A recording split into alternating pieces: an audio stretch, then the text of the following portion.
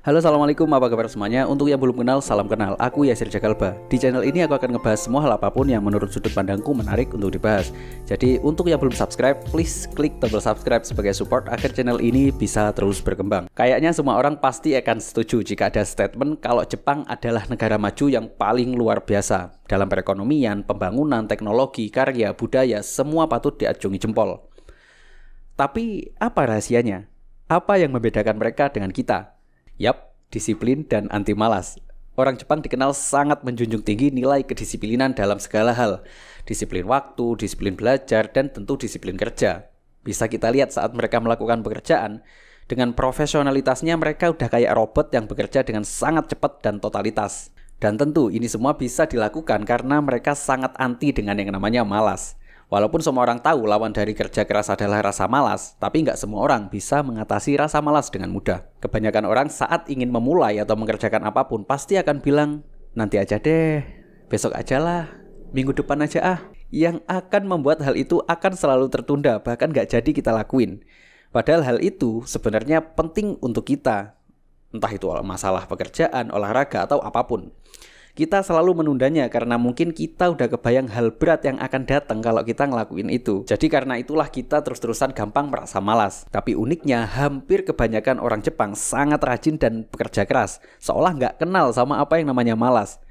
Itu karena ternyata orang-orang di Jepang mempunyai habits atau kebiasaan unik yang telah ditanamkan sejak mereka kecil. Mereka mempunyai kebiasaan untuk melakukan hal-hal kecil sederhana yang bersifat positif namun dilakukan secara konsisten.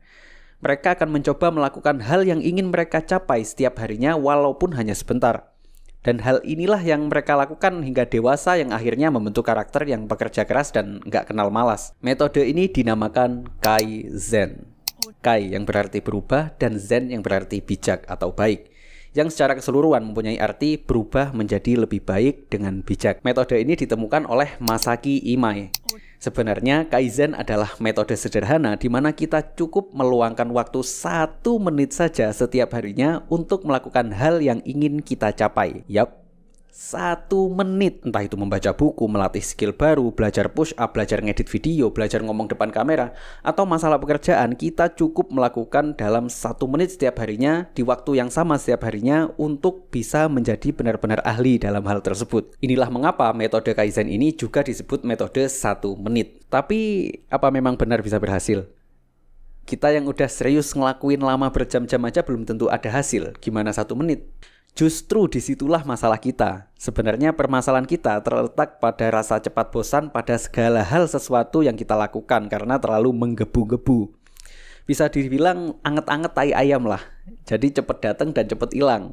Akhirnya kita lebih milih untuk nyerah dan males untuk ngelakuin lagi. Tapi kalau hanya 1 menit dalam sehari, pasti semua bisa dengan mudah ngelakuinnya. Dan ketika kita mulai menganggapnya mudah dan kita suka sama apa yang kita lakuin, secara nggak sadar perlahan kita akan menikmati proses belajar kita. Karena setiap harinya kita sudah merasakan kemenangan kecil karena berhasil melakukan apa yang ingin kita lakukan setiap harinya.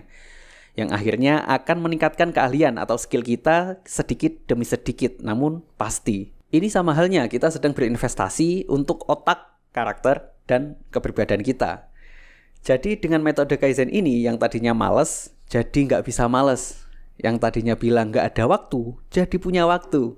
Yang tadinya cepat bosen, jadi nggak gampang bosen. Dan yang tadinya belum mulai, jadi bisa segera mulai.